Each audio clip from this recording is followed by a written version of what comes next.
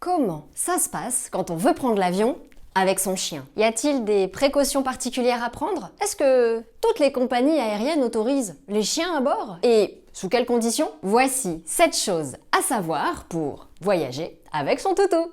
Première chose, toutes les races de chiens ne sont pas acceptées en avion. En effet, il faut savoir que tous les chiens ne sont pas autorisés à voyager à bord d'un avion. Les chiens de première catégorie sont interdits sur tous les vols, que ce soit en cabine, en soute ou par fret. Cette catégorie correspond aux chiens d'attaque n'appartenant à aucune race, mais ayant une morphologie assimilable aux chiens de race type pitbull, staff, mastiff, etc. D'autre part, les chiens et même les chats à nez retroussé, tels que les bulldogs, boxers, shih tzu, bull terrier, canet corso ou encore les carlins, ne peuvent pas voyager en soute à cause de leurs problèmes de respiration chronique et du danger important que représente ce type de voyage pour eux. Ils peuvent toutefois voyager en cabine chez certaines compagnies. Enfin, le transport d'animal de moins de 15 semaines est interdit sur la plupart des compagnies aériennes. Les chiennes en chaleur, en gestation, ainsi que les chiens âgés ou malades sont également déconseillés, voire interdits à bord d'un avion. Renseignez-vous auprès de la compagnie aérienne avant. Deuxième chose, toutes les compagnies n'acceptent pas les chiens. Et oui, c'est notamment le cas des compagnies EasyJet, Jet2, Ryanair ou encore Wizz Air, où aucun chien n'est autorisé, ni en cabine, ni en soute, à l'exception, bien évidemment, des chiens guides. De plus, chaque compagnie aérienne a ses propres conditions pour le transport d'animal en avion. Voici les informations sur les compagnies aériennes les plus courantes en Europe. Néanmoins, sachez que ces conditions peuvent évoluer au fil du temps. De plus, des spécificités sont possibles en fonction du poids de votre animal, de sa race, du nombre d'animaux à transporter et de la destination. Troisième chose, votre chien est considéré comme un bagage. En effet, sachez que votre chien est considéré comme un bagage supplémentaire. Son transport est donc toujours payant. En moyenne, il faudra compter 50 € en cabine et 100 € en soute au minimum. Ainsi, je vous invite à toujours vérifier avant votre réservation et votre départ les conditions de vol pour votre chien. Et n'oubliez pas qu'il est souvent impossible de réserver le billet de votre animal en ligne. Vous devrez donc appeler directement la compagnie aérienne pour régler ces détails. Quatrième chose, les papiers du chien doivent être en règle. En amont du vol, n'hésitez pas à prendre rendez-vous avec votre vétérinaire pour parler de ce voyage. Tout d'abord, votre animal doit être identifié par puce électronique. Ensuite, ses vaccins doivent être à jour et vous devez être en possession de son passeport. Votre vétérinaire peut vous fournir un certificat qui indique qu'il n'y a pas de contre-indication à un voyage en avion. N'hésitez pas à lui demander aussi des calmants ou des conseils pour que votre chien soit détendu pendant le vol.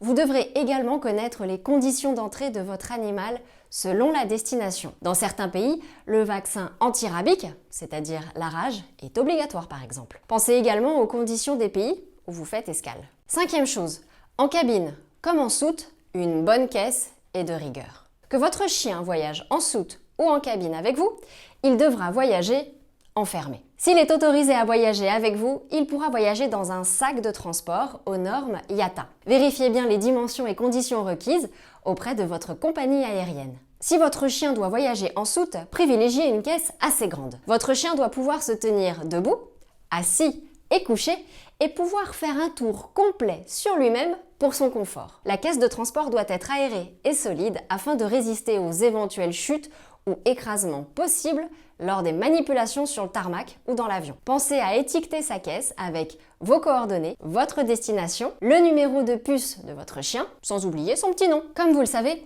votre animal va passer beaucoup de temps dans cette caisse. Il est donc primordial qu'il se familiarise avec ce nouvel accessoire. S'il ne connaît pas cet accessoire, il y a de fortes chances qu'il s'y sente pris au piège et que ça ajoute une dose au stress potentiel généré par ce vol.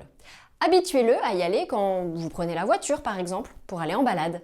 Sixième chose, les précautions le jour du départ. Il est préférable de ne pas nourrir votre animal le matin du départ ou alors à bonne distance du vol pour qu'il ne soit pas malade. Ensuite, baladez-le longtemps avant de vous diriger vers l'aéroport. Une fois arrivé à l'aéroport, 2-3 heures avant le vol, histoire de ne pas être stressé, vous aussi, dirigez-vous vers l'enregistrement des bagages hors format. L'accueil de la compagnie aérienne pourra vous indiquer le chemin. Allez, ça y est, c'est l'heure de monter dans la caisse pour votre toutou. Mettez-lui ses jouets préférés avec également de l'eau, plutôt dans un biberon, pour que l'eau ne soit pas renversée. Insérez aussi une alaise au cas où et une couverture ou un coussin pour qu'il soit confortablement installé. Si vous avez une escale de plus de 2 heures, il faudra récupérer votre chien et l'enregistrer à nouveau.